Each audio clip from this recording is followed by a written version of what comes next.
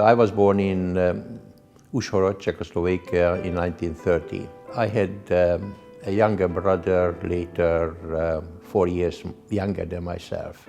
My dad was a cabinet maker and my mom was a housewife.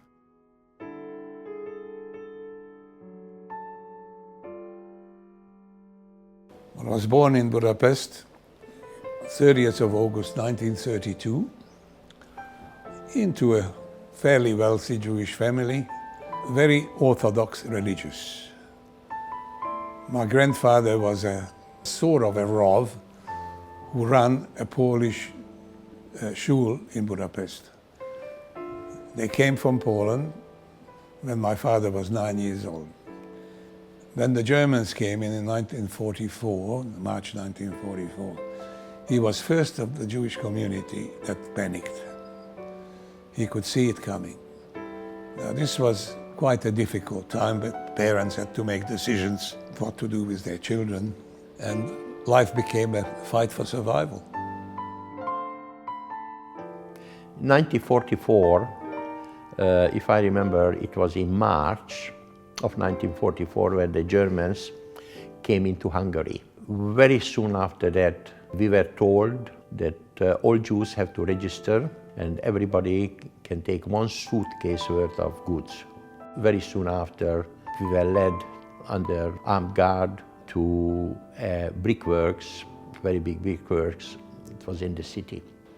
There was a monastery in Budapest on the shore of the Danube, a beautiful place. It belonged to the monks of the order of St. Francis of Assisi. They decided to save Jewish children.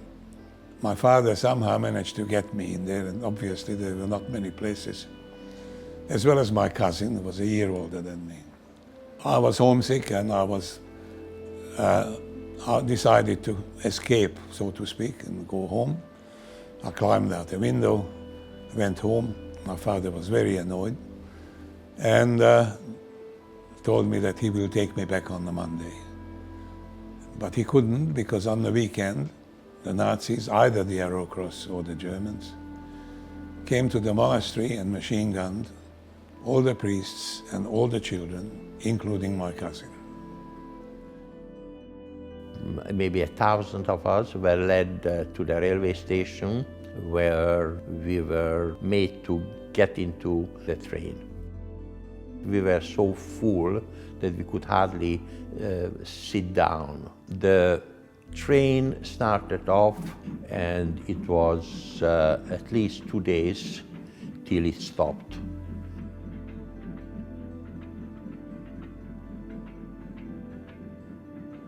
On the railway platform there was a big sign there, Auschwitz. Never heard it before. And later on I found out what it was really.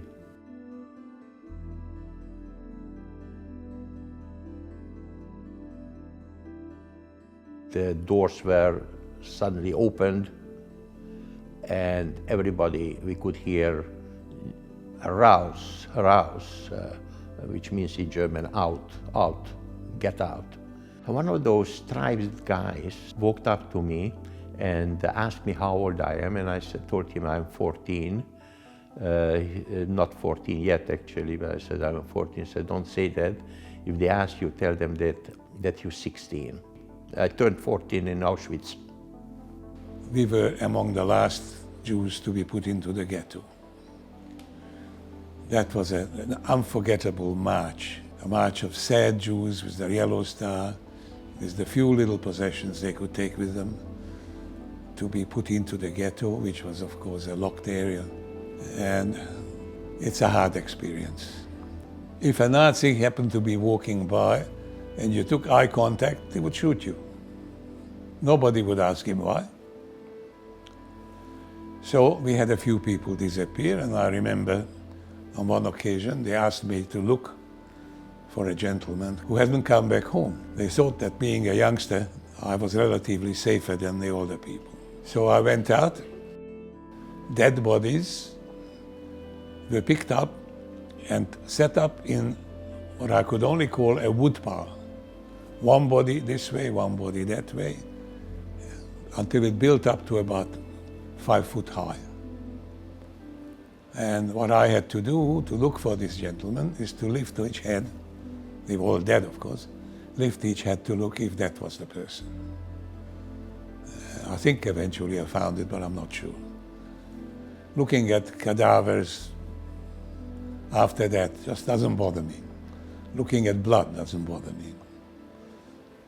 And the upside of this, that this gave rise to the fact that I became a first-class first aider, and that gave rise to the ski patrol, which I founded, both the Australian and the international, and it led to great things. We were dusted like with DDT and and striped uniforms. And it looked so strange that I couldn't recognize the guy that I went to school with, or I wouldn't have been able to recognize my father. We looked so different. The barrack boss, he was also a Jew. I asked him what's going to happen, and he led me to the front window there, and he showed me to a chimney which was belching smoke, and he said, that's the only way you can get out from here. We were liberated from the ghetto. Vividly remember the date was the 15th of January, 1945. We were at that time living in the cellar. There was a bang on the door, flew open, and the Russian soldier came in. On the 11th of April, the Americans came, and we were free. By then I was in a stage that I could hardly walk.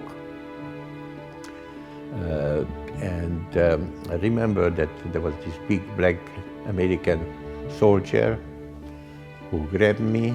He took all my clothing off, put it on a pile that was burning, and he gave me a blanket, put me on a truck, and took me out of the camp. There were some nurses there. They gave me a bath.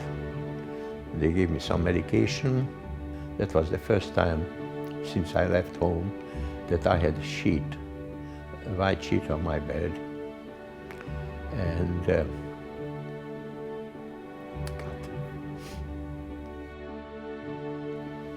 my message is, at all times, stand up for yourself and for your mates, because together we can conquer anything.